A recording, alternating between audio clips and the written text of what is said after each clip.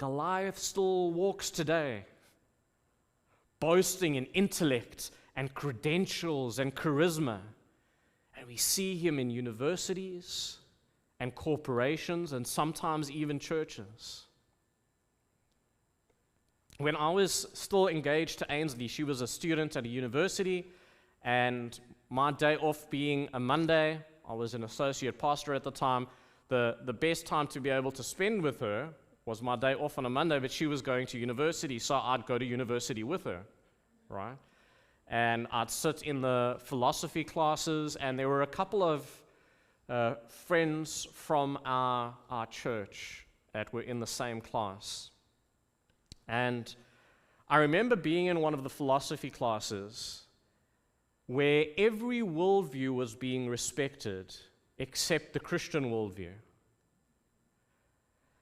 And one of the young ladies that was friends with Ainsley with us said, I remember her saying, it wasn't the arguments that shook me, it was the smirk.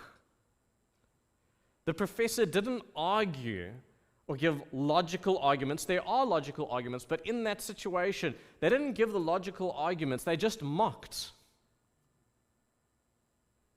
That's the same Goliath's voice today. Not always loud, but it's always proud.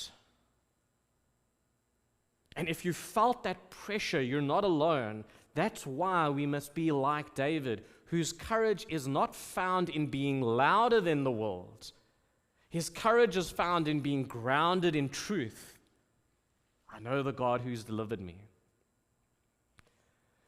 Well, then after the mocking, you'll see in the text, David speaks. What a moment, right? No sword, no armor, just faith in the name of the Lord. He says in verse 45, you come to me with sword and with spear and with javelin, but I come to you in the name of the Lord of hosts.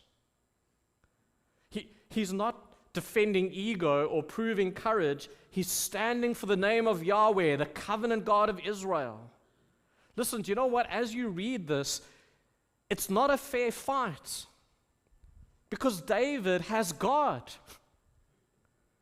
This has never been a fair fight. David continues, this day the Lord will deliver you into my hand. He's not boasting. He's not saying, listen, have you seen me with a slingshot?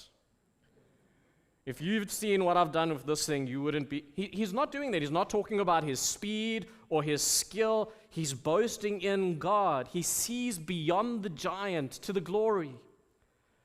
This battle is not about personal victory. It's about proclaiming, verse 46. This is what it's about. That all the earth may know there is a God in Israel. Listen, we've got someone heading on a mission trip this week. We've prayed for global missions. We've got local missions, outreach. Let me tell you, this is what missions is about. The God of Israel is not a tribal deity. He's the Lord of the nations. David's saying, let the nations watch and tremble. And then he's saying to the Israelites, this assembly will know that the Lord saves, not with sword and spear, for the battle is the Lord's. That's biblical faith. Listen, it's not biblical faith just to believe God exists. Biblical faith is God exists and He will intervene. He will do something.